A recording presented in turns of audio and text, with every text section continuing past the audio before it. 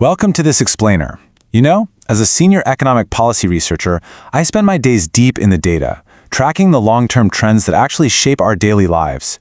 Today, we're going to dive right into a structural economic analysis of one of the most fascinating and, frankly, complex transformations in modern history, the trajectory of the American middle class. For decades, this demographic was the absolute envy of the world, right? The American dream felt incredibly tangible. It was right there for the taking. But today, we've got to ask a crucial systemic question. What happened? Why are so many full-time, hard-working families currently struggling with record debt and just skyrocketing prices? Well, it's like a giant puzzle. But by analyzing the data, we can see exactly how the economic landscape has shifted right beneath our feet. All right, let's map out our agenda for this explainer quickly. We'll be hitting 5 key areas. 1. The post-war economic baseline. 2. The structural turning point. 3. The cost of living squeeze. 4. The modern labor economy. And finally, 5. Future economic policy horizons. Okay, kicking things off with Section 1, the post-war economic baseline, where we establish the foundation. Think back to 1945. This was the start of what economists often call the Golden Age. Following World War II, America emerged with its infrastructure totally intact, while much of the rest of the world was, just trying to rebuild. American factories were booming, millions of returning soldiers were infused right back into the economy, backed by government education benefits. This sparked a massive wave of suburb expansion in the 1950s, peaking in the 60s, just before some early structural pressures started showing up in the 1970s. During this baseline period, the economic formula was remarkably stable. And the biggest factor? Single income viability. A typical family could comfortably afford the house, the car, healthcare, education, and even those family vacations entirely on a single factory worker's income. It's wild to think about now, but it was an era defined by widespread homeownership and incredibly high consumer confidence. The middle class was literally the backbone of the growing economy, simply because they actually had the capital to spend. Moving right along to Section 2, the structural turning point, deindustrialization and global competition. So, fast forward to the late 1970s and early 1980s. The global market became highly competitive. Emerging manufacturing powerhouses, places like Japan, South Korea, and eventually China, began putting immense pressure on American factories. To slash corporate costs, companies aggressively turned to outsourcing. They moved factory production overseas, where labor was just vastly cheaper. And this fundamentally altered the domestic labor market forever. The crucial point here is the massive delta between these two realities.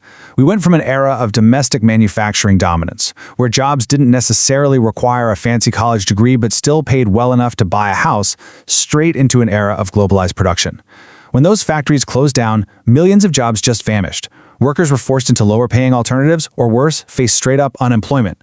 Entire communities that relied on those factories experienced severe economic decline, losing population and watching their local small businesses totally suffer. Which brings us to Section 3, the cost of living squeeze, rising costs versus stagnant wages. Now, here is where the macroeconomic friction gets very real for households. We see a stark, dramatic divergence happening. While income growth largely flatlined for the average worker, the fundamental costs required to actually maintain a middle-class lifestyle began rising incredibly fast. A lifestyle that used to be a given became increasingly difficult to maintain on a standard paycheck. When you break down those living costs, the data is honestly staggering. We're talking soaring housing and rent prices, steadily increasing healthcare costs, just skyrocketing college tuition, and major childcare financial burdens. When we stack up these specific expenses, it perfectly explains why modern families have been forced to increasingly rely on credit cards and massive loans just to keep their heads above water. The basic math of survival simply changed. When I look at this data as a researcher, particularly the housing crisis and student debt loads, I see massive structural roadblocks. In many major cities, home prices have completely decoupled from local wages, making saving for a down payment practically a pipe dream for young families. Combine that with millions carrying decades-long student loan debt, and you have variables that are structurally delaying young adults from crossing those traditional life milestones. Buying homes, starting businesses, getting married, having kids. Financial independence is just arriving much later in life. And then, 2008. The devastating financial crisis acted as a massive systemic shock to the whole economy. Millions lost jobs, families lost homes, and lifelong retirement savings basically evaporated overnight. It hit the middle class incredibly hard and really exposed the deep financial vulnerability of households that were already stretched way too thin. For many, it took years to recover, and honestly, some never fully did. Let's pivot now to Section 4, the modern labor economy, evolution and automation. The very nature of how we work has been completely rewired. Contrasting the old economic pillars with the new gig economy reveals a massive paradigm shift.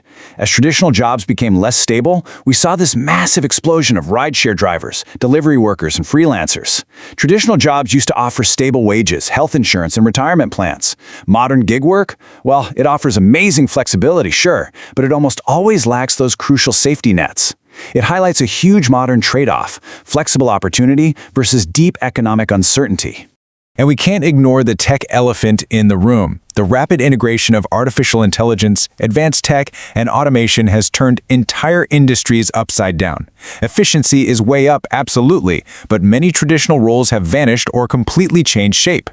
The modern economy now strictly rewards adaptability. Workers are basically required to constantly learn new skills, and sadly, that leaves those who cannot easily pivot really struggling to find their footing.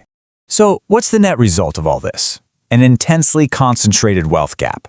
Impartially speaking, over recent decades, the absolute richest Americans have seen enormous, historic gains, while many middle-class families feel like they're just entirely left behind.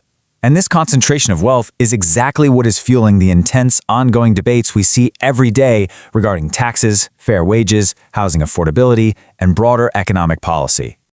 Finally, let's look forward. Section 5. Future Economic Policy Horizons, Projections, and Resilience. It's really important to note that it's not all doom and gloom.